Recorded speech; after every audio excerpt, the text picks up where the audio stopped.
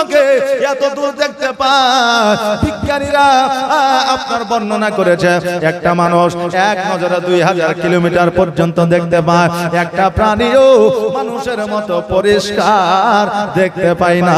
জোরে বলেন সুবহানাল্লাহ। আজকে বাবা আমার আল্লাহ পাক রব্বুল আলামিন ফেরেশতাদেরকে অর্ডার দিয়েছে, তুমি হাত বানাও, তুমি পা বানাও, তুমি বক্ষস্থল বানাও, তুমি পেট বানাও, পিঠ বানাও, গর্দান বানাও। আমি আল্লাহ আমি নিজেই মানুষের মুখমণ্ডল বানাবো। জোরে বলেন সুবহানাল্লাহ। প্রত্যেকটা মানুষের মুখমণ্ডল বানিয়েছে আমার আল্লাহ। এবার এখন শিক্ষিত জেনারেশন এখন প্রশ্ন করবে, হুজুর গো, আল্লাহ যখন মানুষের মুখমণ্ডল বানাইলো তবে মানুষ কেন দেখতে খারাপ হইল, মানুষ কেন ভালো হইল, মানুষের মধ্যে কেন ভাগ হইল? কেউ কালো, কেউ ফর্সা, কারো কান্নায়, কারো নাক চাপা, কারো ঠোঁট মোটা, কারো দাঁত না, কারো চোখ একটা অন্ধ, কারো দুই চোখে অন্ধ। আমরা প্রশ্ন করব, হুজুর গো, আল্লাহ যদি বানাইলো সবারই তো একই হবে, কিন্তু আলাদা আলাদা কেন হইল? প্রশ্ন জাগবে কি জাগবে না বাবা? যেহেতু আল্লাহ বানিয়েছে, আজকে যখন আপনি মিশনার ইশন আর চেটু আর ফেটুর মধ্যে থেকে যখন আপনি ইট লিবেন, একই ফর্মা থেকে বাবা ইট হয়, মাপও একই হবে, নামও একই হবে, নাকি বলে যে আলাদা তো আর হবে না। কিন্তু আল্লাহ যখন মানুষের মুখমণ্ডল বানাইলো তবে মানুষের মুখমণ্ডলের কেন এত আকৃতি হইল? কারো মুখ বড়, কারো মুখ ছোট, কারো মুখ লম্বা, কারো চ্যাপ্টা, এইরকম কেন হলো? আল্লাহ বলে, বান্দারে আমি আল্লাহ কাউকে কালো বানিয়েছি, কাউকে ফর্সা বানিয়েছি, কাউকে ন্যাংরা বানিয়েছি, কাউকে কানা বানিয়েছি, অন্ধ বানিয়েছি, কাউকে ঠোসা বানিয়েছি। আমি যাকে কালো বানিয়েছি আমি আল্লাহ জগতের কাছে ভালো হোক আর না হোক, আমি আল্লাহ সে আমার কাছে ভালো। আমাকে কালো ভালো লেগেছে তাই কালো বানিয়েছি, আমাকে অন্ধ ভালো লেগেছে তাই অন্ধ বানিয়েছি, আমাকে ঠোসা ভালো লেগেছে তাই আমি ঠোসা বানিয়েছি, কাউকে চ্যাপ্টা ভালো লেগেছে তাই চ্যাপ্টা বানিয়েছি। আমি বলবো, বান্দারে জগতের মানুষ তোমাকে ভালো দেখুক আর না দেখুক, তুমি স্মরণ করবে একমাত্র আল্লাহ তোমাকে ভালোবেসেছে, তাই তোমাকে আল্লাহর যেমন ভালো লেগেছে তেমনি করে বানিয়েছে। জোরে বলেন সুবহানাল্লাহ। এই নিয়ে দুঃখ করার কিছুই নাই। কথাকে আমার বুঝতে পারলেন? এই জন্য আল্লাহ যাকে যেমন ভালো লেগেছে, আল্লাহর ভালোতে আমাদের ভালো, আমাদের ভালো নিয়ে আল্লাহর ভালো নয়। হ্যাঁ বাবা, আল্লাহ তাআলা মানুষকে সুন্দর করে জগতের মধ্যে পাঠিয়েছে, কিন্তু ওই তো সুন্দরতম চেহারা লইয়া আজকে মানুষ আমরা এত দুর্বল হয়েছি যে আমরা শয়তানের ওয়াসওয়াসায় পা দিয়েছি। এখন মুমিনের সঙ্গ মোরা দিই না। আজকে বলবেন, হুজুর গো, যে আপনারা তো বড় বড় জায়গাতে বক্তব্য দিচ্ছেন, এত সুন্দর সুন্দর প্যান্ডেলে বক্তব্য দিচ্ছেন, মানুষের পরিবর্তন কেন হয় না? আগে অল্প জালসা ছিল, মানুষের পরিবর্তন ছিল, এখন বেশি বেশি জালসা হয়, মানুষের পরিবর্তন হয় না। একটা গ্রামে 2টা 3টা জালসা হয়, মহরমে একটা জালসা, রবিউল আউয়ালে একটা জালসা, মাজারে একটা জালসা, মসজিদে একটা জালসা, মাদ্রাসায় একটা জালসা, হয় কি হয় না? এরকম হয়, কিন্তু মানুষের পরিবর্তন কেন না? বাবারা, আজকে আমরা আলেম ওলামার কথা মনে রাখি না, আলেম ওলামাকে আমরা প্রাধান্য দিই না, আজকে মাস্টার ডাক্তারকে আমরা প্রাধান্য দিই না, আজকে মোরাল মাতাব্বরকে আমরা প্রাধান্য দিই না, আজকে সমাজকে আমরা প্রাধান্য দিই না। আগে মোড়ল চলে গেলে রাস্তা দিয়ে যুবক ছেলেরা বিড়ি খেতে ভয় পেত, বিড়ি খাওয়া তো দূরের কথা, আজকে তারা ওই মোড়লের সম্মুখে দাঁড়াইতে পারতো না, মাস্টারের সামনে দাঁড়াইতে পারতো না, ডাক্তারের সম্মুখে ফালতু কথা বলতে পারতো না, আলেম যে কথাটা বলতো মানুষ সেটা শুনতো। আজকে মানুষ আলেমের কথা শুনে না, আজকে ডাক্তারকে মানুষ চাকর মনে করে, আজকে মাস্টারকে মানুষ চাকর মনে করে, আজকে সমাজের মোড়লকে তারা নিজের টাকা দিয়ে পোষে এইরকম মনে করে। এই জন্য বাবা, আমাদের সমাজ তো দূরের কথা, মানুষের মধ্যে পরিবর্তন নাই, উঠে গিয়েছে। আগে মানুষ কথা শুনতো তাই পরিবর্তন ছিল, এখন কথা শুনে নাই তাই পরিবর্তন হয় না। বাবারে, আমাদের আসল কাজ হলো একজন মানুষ হইয়া মানুষকে সহযোগিতা করা, চাই হিন্দু হোক, চাই সে জৈন হোক, চাই সে খ্রিস্টান হোক, যেই ধর্মেরই হোক না কেন, প্রয়োজনে তাকে সহযোগিতা করবে। এই আকীদা কারো আকীদা নয়, এই আকীদাটা হলো আমার দয়ার নবী মুস্তাফার। জোরে বলেন সুবহানাল্লাহ। আজকে রাস্তা দিয়ে একজন বাইক আরোহী চলে যাচ্ছে, হঠাৎ করে পড়ে গেল, অ্যাক্সিডেন্ট হয়ে গেল। এবার পড়ে গিয়ে পানি চাইছে, আপনি কি জিজ্ঞাসা করবেন তুমি হিন্দু না মুসলমান? জিজ্ঞাসা করবেন? জিজ্ঞাসা এখন করছে, পরিস্থিতি বাবা এরকম হয়ে গেছে, হ্যাঁ জিজ্ঞাসা করেছে। আপনি যদি জিজ্ঞাসা করবেন দেখে নিবেন ওই সময় আপনার মন ও মানসিকতা সঠিক জায়গায় নয়। আমাদের কাজ হবে ওই ছেলেটাকে আগে সুস্থ করা, আমাদের কাজ হবে ওই মানুষটাকে আগে হাসপাতালে পৌঁছে দেওয়া, আমাদের কাজ হবে না ওই মানুষটার ধর্ম কি এটা জানা। আমাদের মানুষের আগে আপনার পরিষেবা দিতে হবে। যেমন কর্ম তেমনি বাবা ধর্ম, ধর্ম করতে হবে, কর্ম করতে হবে। এই জন্য কবির ভাষায় বলছে, আমি মানুষ হইয়া জন্ম লইয়া মানুষের করিলাম কি, আমি নবী না চিনিলাম কি ভুল করিলাম, নবী না চিনিলাম কি ভুল করিলাম, ঝুলিতে ভরিলাম কে, আমি মানুষ হইয়া জন্ম লইয়া মানুষের করিলাম কি। বাবাজি ভাইরা, আজকে আমার দয়ার নবী মুস্তাফা সাল্লাল্লাহু তাআলা আলাইহি ওয়াসাল্লাম জগতের মধ্যে এসেছিলেন, আমাদের কি শিক্ষা দিয়ে গেছে একবার দেখা। আমার নবী মুস্তাফা সাল্লাল্লাহু তাআলা আলাইহি ওয়াসাল্লাম দাই হালিমাকে বলতেছে, মা গো আমি হলাম নবী মুস্তাফা, আমার 5 বছর বয়স, আমার ভাই দুধ ভাই ছাও জুমরা আজকে সে ছাগল বকরি চড়াইতে যায়, কিন্তু মা আমাকে একটা দিনের জন্য কেন ছাগল চড়াইতে পাঠাও না। নবী আমার বলছে, মা গো আমার দুধ ভাই জুমরা, কারণ আমার হালিমা তো সাদিয়া রাদিয়াল্লাহু তাআলা আনহার সন্তানের নাম ছিল বাবা জুমরা। আর আমার নবী বলতেছে, মা ওকে পাঠাও ছাগল চড়ানোর জন্য, আমাকে কেন পাঠাও না। এবার হালিমা তো সাদিয়া রাদিয়াল্লাহু তাআলা আনহা বলতেছে, ও মুহাম্মদ শোনো, আজকে তোমাকে লালন পালন করে দেওয়ার জন্য নিয়ে এসেছি। আজকে যদি তোমাকে বড় জঙ্গলে পাঠায় দিই, তোমার যদি কোনো রকমের অসুবিধা হয়ে যায়, আমি হালিমা আমি আমিনাকে জবাব দিতে পারবো না। আহারে বাবা, আমার নবী যে ছাগল চড়াইতে যাওয়ার বড় ইচ্ছা আশা সাথ, এবার রাত্রি বেলায় বিছানায় শুয়ে আছে।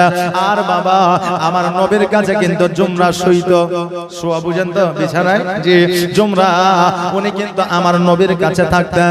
আমার নবী যে রাত্রি বেলায় বলতেছে, জুমরা বলো বলো আজকে তুমি যে একাই বন জঙ্গলে ছাগল বকরি নিয়ে যাও, তোমাকে কি একাই বন জঙ্গলে ভালো লাগে?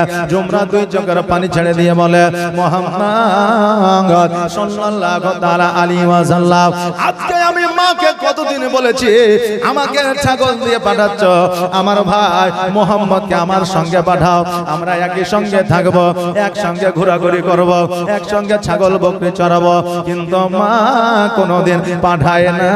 ভাই রে, তুমি যদি আমার সঙ্গে যাও আমার কত ভালো হবে, আমি যে কত খুশি হব, এটাই আমি নিজেই বুঝাতে পারবো না।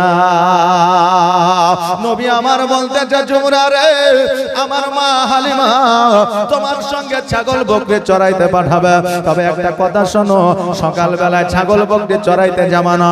তোমার মা যখন বলবে কেন যাও না, তুমি বলবা, মা গো আমি ছাগল চড়াইতে যাব, কিন্তু আমার একটা শর্ত আছে, ওই শর্তটা হলো আমার সঙ্গে মুহাম্মদকে পাঠাইতে হবে, যদি না পাঠাও আমি ছাগল চড়াইতে যাব না।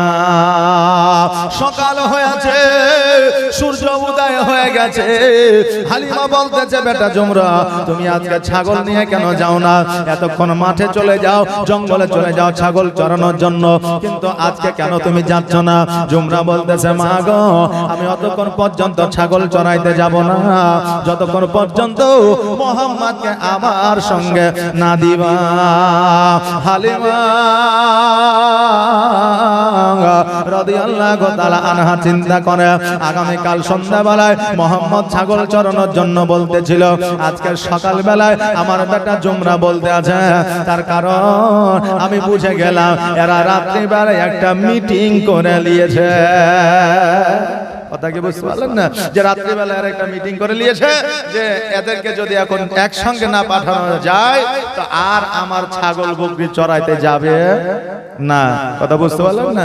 যে এক ভাই আর এক ভাই বুঝতে পারলেন বিড়ি খায়, একটা ভাই বিড়ি খায় তো ছোট ভাই দেখে নিয়েছে, হ্যাঁ তুই বিড়ি খাচ্ছিস দাঁড়া আব্বাকে বলছে।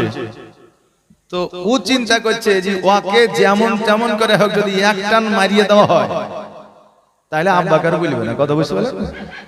ওকে ফুসলে ফাইসলে ধরে আরে একটা মার না, দেখ না কেমন লাগছে, খাটা না মিঠা না তিতে। কথা বললাম না? ওকে যাই হোক বিড়িটা করে মুখে ধরিয়ে দিয়েছে। আমি যে আব্বাকে বলছি দাঁড়া, তো যে তুই কেমন করে বলবি, তুই তো খালি। কথা বুঝলেন না? মানে দুই ভাই এক হয়ে গেল আর বাপকে বলা হইলো না। তো বুঝলেন ভাইয়ে ভাইয়ে যদি যুক্তি করে নেয় তাহলে খুব মুশকিল। আরে বাপ মা তো দূরের কথা, প্রতিবেশীও তাদেরকে দমন করতে পারবে না। কথা বুঝতে পারলেন না? প্রতিবেশীও তাদের দমন করতে পারবে না। কিন্তু আমরা অন্যান্য মানুষের সঙ্গে কুটুমতালি করি, মেহমানদারি করি, কিন্তু ভাইয়ের সঙ্গে কিন্তু নাই।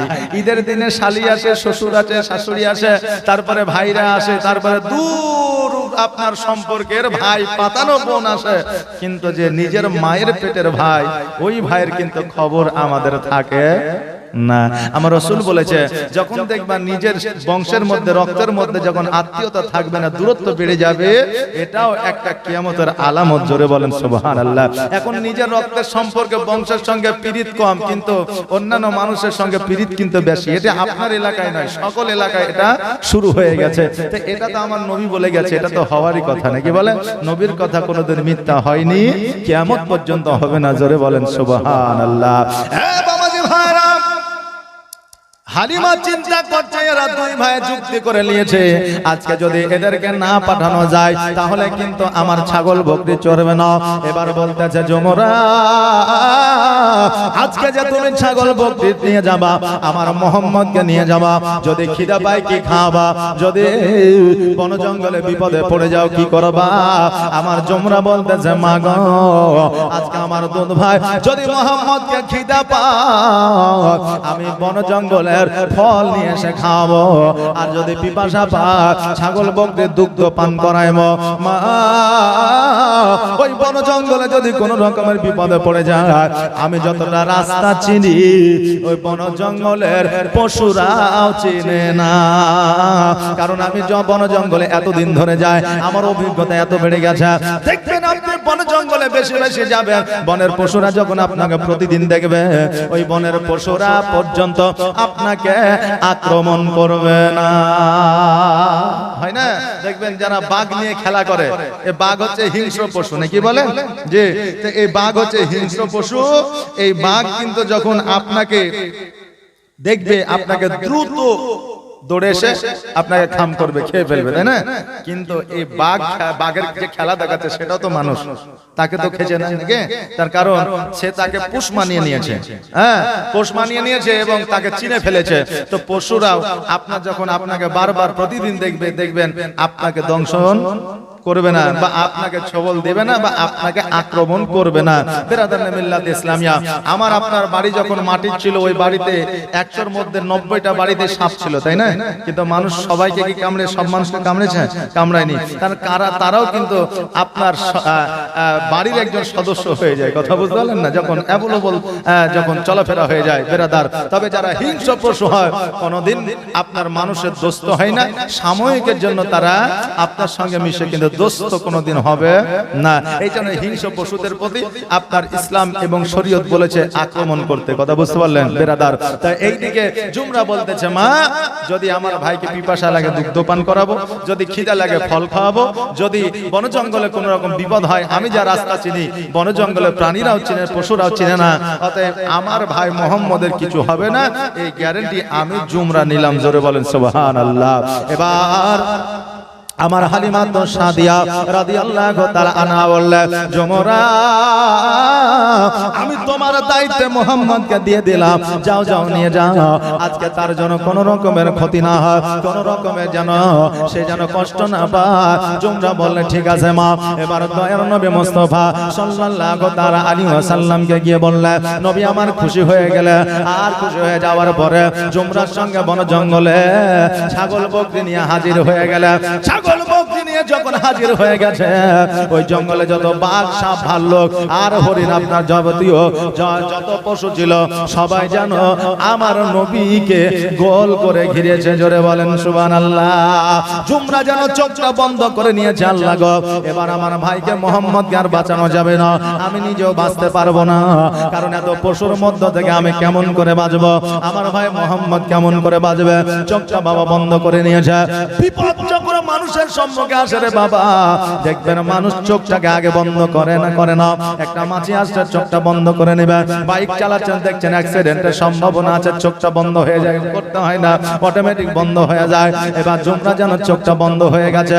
পশুদের যে চেঁচামেচি যে আওয়াজটা ছিল, ওই আওয়াজটা যেন শান্ত হয়ে গেছে, কোনো আওয়াজ না।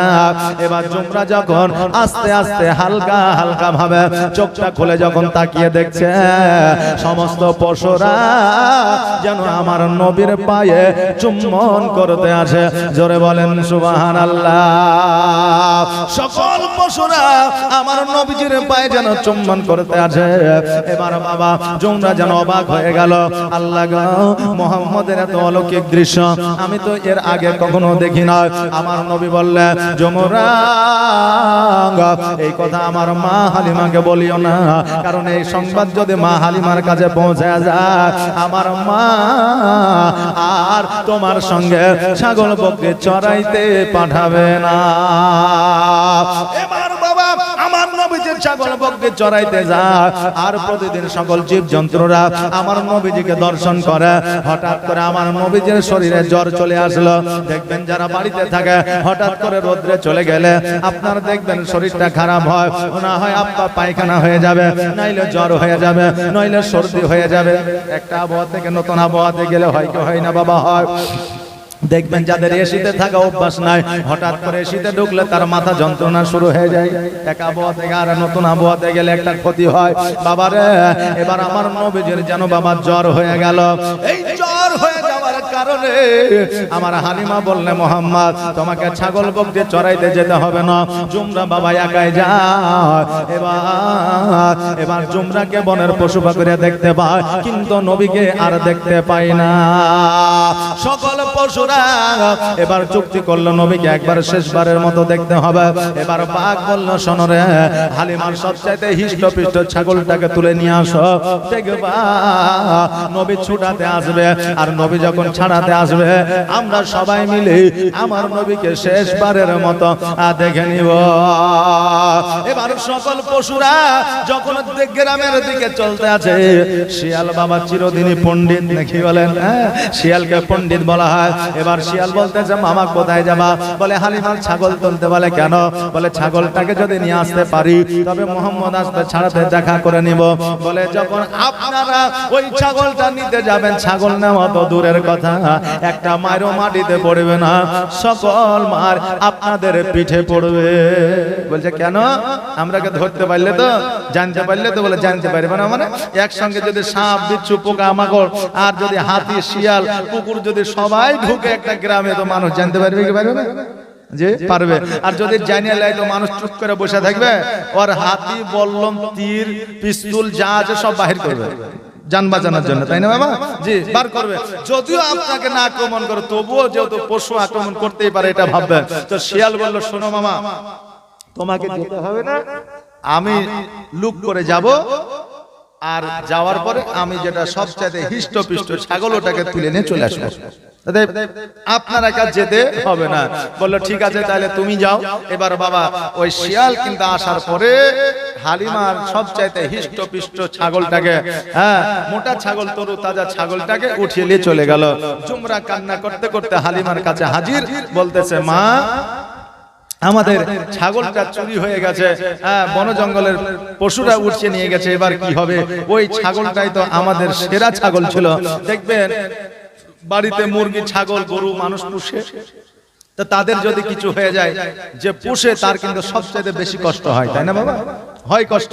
তো জুমরা কান্না করতে আছে, আমার নবীজি বলতেছে, জুমরা তুমি কান্না করিও না, তোমার যে ছাগলটা নিয়ে গেছে ওই ছাগলটাকে আমি নিয়ে এসে দেবো, এই গ্যারান্টি আমার। জোরে বলেন সুবহানাল্লাহ। হালিমা বলতেছে, মুহাম্মদ আমার একটা ছাগল গেছে, চলে যাও, তুমি ওই ছাগলটাকে আনতে গিয়ে যদি তোমার কোনো অসুবিধা হয়ে যায় আমি আব্দুল মুত্তালিবকে জবাব দিতে পারবো না। অতএব মুহাম্মদ তোমাকে ছাগল আনার জন্য যেতে হবে না।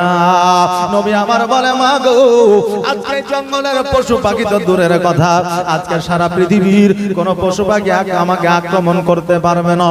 এবার আমার নবী মুস্তাফা সাল্লাল্লাহু তাআলা আলাইহি ওয়াসাল্লাম এবার বাবা বন জঙ্গলের মধ্যে যখন প্রবেশ করলেন, দেখছে যেন ওই ছাগলটাকে মিডল পয়েন্টে রেখেছে, আর সকল পশুরা যেন গোল করে ঘিরে বসে আছে। যেমনই আমার নবী হাজির হয়েছে, সকল পশুরা বলতেছে, ইয়া রাসূলুল্লাহ আমাদের বেয়াদবি মাফ করবেন, নবী গো আপনাকে শেষবারের মতো দেখার জন্য এই ছাগলটাকে আমরা নিয়ে এসেছি, এই ছাগলটাকে আমরা ভক্ষণ করার জন্য নিয়ে আসিনি, এই ছাগলটাকে মারার জন্য নিয়ে আসিনি, এই ছাগলটাকে আমরা মেরে ফেলার জন্য নিয়ে আসিনি। অতএব নবী গো আপনাকে আমরা শেষবারের মতো দেখে নিলাম, আর এই ছাগলটাকে আপনি নিয়ে যান। রাবিরা বর্ণনা করেছে, নবীকে যারা একবার চোখে দেখে নিয়েছে তাদের জীবনের গুনাহ মাফ হয়ে গেছে, তাদের জন্য জাহান্নাম হারাম হয়ে গেছে।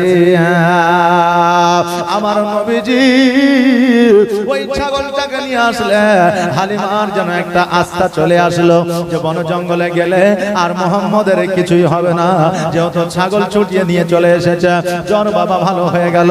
আবার নবীজি জুমরার সঙ্গে বন জঙ্গলে আসতে শুরু করে দিল। নবী মুস্তাফা সাল্লাল্লাহু তাআলা আলাইহি ওয়াসাল্লাম বলেছেন, মানুষের মধ্যে তিনটা রোগের লক্ষণ যদি বেশি বেশি দেখা যায় তবে ওইটা জান্নাতি হওয়ার লক্ষণ। জোরে বলেন সুবহানাল্লাহ। তিনটা রোগ যদি মানুষের মধ্যে ঘন ঘন হয় ওই বান্দা জান্নাতি হওয়ার লক্ষণ বেশি। এক নম্বর রোগ হলো জ্বর আর সর্দি। কোনটা বললাম? জ্বর সর্দি, এটা এক নম্বর রোগ, কারণ এই রোগটা আমার নবীজির খুব ঘন ঘন হইতো। দ্বিতীয় নাম্বার হলো মাথা যন্ত্রণা। অনেক মা বোনেদের মাথা যন্ত্রণা হয়, অনেক বাপজিদের মাথা যন্ত্রণা হয়, এই মাথা যন্ত্রণা। আর তৃতীয় নম্বর হলো পেটে যন্ত্রণা। জোরে বলেন সুবহানাল্লাহ। এই তিনটা রোগ যদি মানুষের ঘন ঘন হয়, যাদের ঘন ঘন হবে ওইটা জান্নাতি হওয়ার লক্ষণ। ওই রোগগুলা হলে গুনাহ মাফ হয়ে যায়। বাবাজি ভাইরা, এবার আমার নবী মুস্তাফা সাল্লাল্লাহু তাআলা আলাইহি ওয়াসাল্লাম জুমরার সঙ্গে বন জঙ্গলে গেলেন। যাওয়ার পরে ছাগল বকরি চড়াইতে আছে, দুইজন মুখ ভরা দাড়ি, মাথায় তাদের পাগড়ি, গায়ে আপনার জুব্বা। নবীজির দুই হাত ধরে চাড়ে নিয়ে আপনারা পাহাড়ের দিকে উঠিয়ে নিয়ে যাচ্ছে। জুমরা পেছন থেকে যেন ডাক দেয়, ভাই ভাই, কিন্তু নবী যেন কর্ণপাত করে না। আর যেই দুইজন নিয়ে যায় তারাও যেন পেছনে তাকায় না। এবার জুমরা তার পেছনে পেছনে গেল, দূর থেকে লক্ষ্য করে দেখছে যেন আমার নবীজিকে পাহাড়ের উপরে শোয়া দিয়া নবীজির গলা থেকে নিয়ে নাভি পর্যন্ত আপনার কেটে দেওয়া হলো।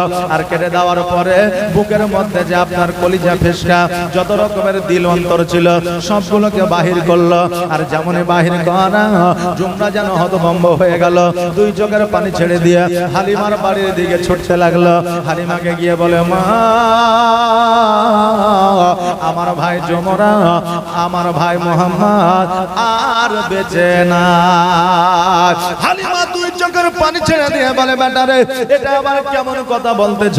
আজকে যদি মুহাম্মদের কিছু হয়ে যায় আমি আব্দুল মুত্তালিবকে জবাব দিতে পারবো না। জুমরা কি হয়েছে একবার বলো।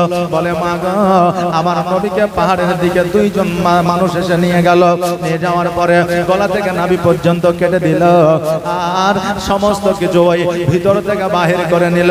আমি তোমাকে ডাকার জন্য আসলাম। যেমনই এই কথা বলা, হালিমা পাহাড়ের দিকে ছুটতে আরম্ভ করলে। কেননা কোন সন্তানের খবর যদি মা খারাপ শুনে ওই মা বসে থাকতে পারে না।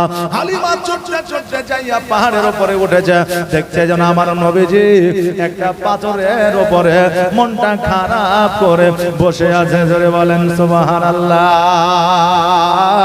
হালিমা বলতেছে, মুহাম্মদ, দুইজন মানুষ নাকি তোমার গলা থেকে নাভি পর্যন্ত কেটে দিয়েছিল, তোমার সমস্ত কিছু বুকের মধ্যে থেকে নাকি বার করেছিল। নবী আমার বললেন, হ্যাঁ, যদি কাটা হয় তোমার জুব্বা মুবারকটা একবার খোলো, আমি তোমার জায়গাটা দেখব। কোন জায়গাটা? বলে কাটা জায়গাটা। নবী আমার যখন আপনার বোতামগুলো যখন খুলে দিলে, এবার যখন হালিমা লক্ষ্য করে দেখলেন আমার নবীজের বুকে কাটা তো দূরের কথা, একটু দাগ পর্যন্ত ছিল না।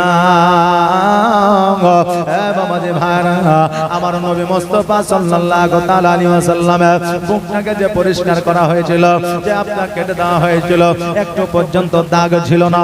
আমার নবী বললেন, মা গো, ওই দুইজন মানুষ না, ওরা হলো দুইজন আল্লাহর ফেরেশতা। আমার কাল্পটাকে বার করে হাউজে কাউসারে পানি দিয়ে ধৌত করে পরিষ্কার করে আবার আমার সিনার মধ্যে লাগিয়ে দিয়েছে। মা, তুমি কোন রকমের চিন্তা করিও না। আজকে পৃথিবীর মধ্যে এমন কোন ডাক্তার আছে সঙ্গে সঙ্গে অপারেশন করার পরে ঘা ভালো করে দিবে, ঘা ভালো করে দেওয়ার পরে তার আপনার দাগ মিশিয়ে দিবে? আছে এরকম ডাক্তার? আছে? সঙ্গে সঙ্গে পারবে?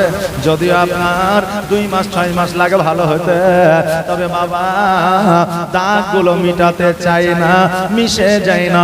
কত রকম বিজ্ঞান মলম বের করেছে, ক্রিম বের করেছে, কিন্তু তবুও মিশাই না, মিশাই না। এবার আমার নবী মুস্তাফা সাল্লাল্লাহু তাআলা আলাইহি ওয়াসাল্লাম কত বড় ডাক্তার ছিলেন একবার দেখা। আমার নবীর চাইতে বড় বিজ্ঞান, বড় ডাক্তার, বড় মাস্টার পৃথিবীর মধ্যে আর হয় না, কিয়ামত পর্যন্ত হবে না। জোরে বলেন সুবহানাল্লাহ। কত মানুষ বলে নবী আমার মতো ছিল, কিন্তু বাবারে আমার নবী এমনই ছিল, এখনো কেউ হয় না, কিয়ামত পর্যন্ত হবে না। আমার নবী হলো আলা, কারো সঙ্গে হবে না তুলনা। জোরে বলুন সুবহানাল্লাহ। তাই কই বলছে, বিজ্ঞানীর বিজ্ঞানী আমার নবীজি। জোরে বলেন না সুবহানাল্লাহ। একটা আওয়াজ দিয়ে বলেন না সুবহানাল্লাহ।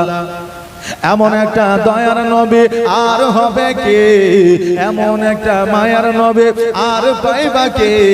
বিজ্ঞানীদের বিজ্ঞানী আমার নবীজি। বিজ্ঞানীরা রথের যুগে আকাশেতে যায়, আর আমার নবী রকেট ছাড়া মেরাজেতে যায়। জোরে বলেন সুবহানাল্লাহ। আজকে থেকে 1442 হিজরি আগে রকেট ছিল না, প্লেন ছিল না, জাহাজ ছিল না। ছিল নাকি? ছিল না। কিন্তু আমার নবীজি বুরাকের পৃষ্ঠে চাপিয়া প্রথম আসমান, দ্বিতীয় আসমান, তৃতীয় আসমান, চতুর্থ আসমান, পঞ্চম আসমান, ষষ্ঠম আসমান, সপ্তম আসমান ভেদ করে আমার আল্লাহর সঙ্গে দিদার করেছে। জোরে বলেন সুবহানাল্লাহ। এখন কিছু মানুষ চাঁদের দেশে যেতে পারে না, আবার যারা গিয়েছে তাদের বাবা নিশ্চয়তা নাই, কেউ ফিরে এসেছে, কেউ ফিরে আসে না। শুধু তাদের দেশে যাওয়ার জন্য ভারতবর্ষে একজন পপুলারিটি অর্জন করেছে, আর আমার নবী যে রকেট ছাড়া, জাহাজ ছাড়া সপ্তম আসমান ভেদ করেছে। আজকে ওই নবীর কথা বলতে গেলে আজকে কিছু মানুষের বিবেকে লাগে। কথা কি বললেন না? তাহলে নবীর মতো পাওয়ার কাউকে দেওয়া হয়নি, পৃথিবীর কাউকে দেওয়া হবে না। তাই বলছে বিজ্ঞানীরা রথের যুগে আকাশেতে যায়, আর আমার নবী রকেট ছাড়া মেরাজেতে যায়। ওরে এই যুগে কে এমন বিজ্ঞান আর হবে কি? ওরে এই যুগে কে এমন বিজ্ঞান আর পাইবা কি? বিজ্ঞানীদের বিজ্ঞানী আমার নবীজি। এমন একটা দয়ার নবী আর হবে কি? এমন একটা মায়ার নবী আর পাইবা কি? বিজ্ঞানীদের বিজ্ঞানী আমার নবীজি। আবু বকর সিদ্দিকের সাপে কামড়াইল, আর আমার নবীর থুথু দিয়া ভালো হয়ে গেল। একবার আওয়াজ দিয়ে বলা যাবে না সুবহানাল্লাহ? এখন কোন ডাক্তার, মাস্টার, উকিল, হাকিম, বিজ্ঞান আছে, সাপে কামড়াবে থুতু দিয়া ভালো করবে? আছে? আছে? নাই। তারা আবার বলে নবী আমার মতো ছিল। জোরে বলেন নাউজুবিল্লাহ। তারা বলে নবী আমার মতো ছিল। বাবাজি ভাইরা, আজকে নবীজির থুতু মুবারক আপনার বিষ পানি হয়ে গেছে।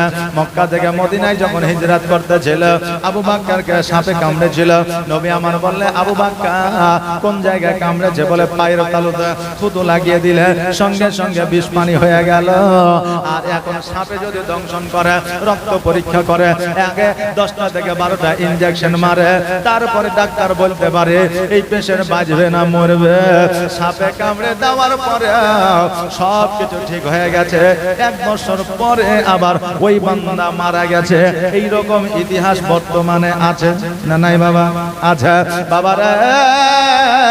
নবীর সঙ্গে কারো তুলনা হবে না, কেউ নবীর সঙ্গে তুলনা করবেন না। তাই বলছে আবু বকর সিদ্দিকের সাপে কামড়াইলো আর আমার নবীর থুতু দিয়া ভালো হয়ে গেল। ওরে এই যুগে কি এমন ডাক্তার আর হবে কি? ওরে এই যুগে কি এমন ডাক্তার আর পাইবা কি? বিজ্ঞানীদের বিজ্ঞানী আমার নবীজি, এমন একটা দয়ার নবী, এমন একটা মায়ার নবী, এমন একটা প্রেমের নবী আর হবে কি? বিজ্ঞানীদের বিজ্ঞানী আমার নবীজি।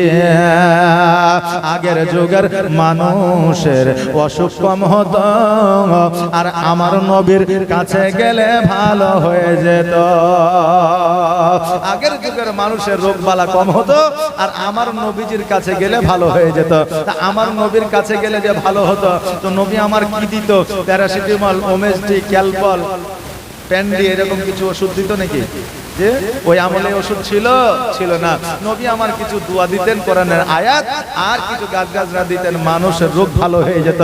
আবু বকর সিদ্দিক রাদিয়াল্লাহু তাআলা আনহু, ওমর ফারুক রাদিয়াল্লাহু তাআলা আনহু তিনারা বর্ণনা করেছে যে আমাদের যদি কোনো রোগ বালা হতো তো নবীর চেহারা দেখলেই আমাদের রোগ ভালো হয়ে যেত। জোরে বলেন সুবহানাল্লাহ। বেরাদার, এইরকম চেহারা, মুক্তময় চেহারা আর আমরা পাবো না, পাবো না বেরাদার। তাই বলছে আগের যুগের মানুষের অসুখ কম হতো আর আমার নবীর কাছে গেলে ভালো হয়ে যেত।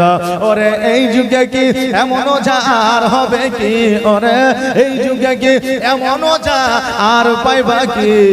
বিজ্ঞানীদের বিজ্ঞানী আমার নবীজি, এমন একটা দয়ার নবী, এমন একটা মায়ার নবী, এমন একটা প্রেমের নবী আর হবে কি? বিজ্ঞানীদের বিজ্ঞানী আমার নবীজি।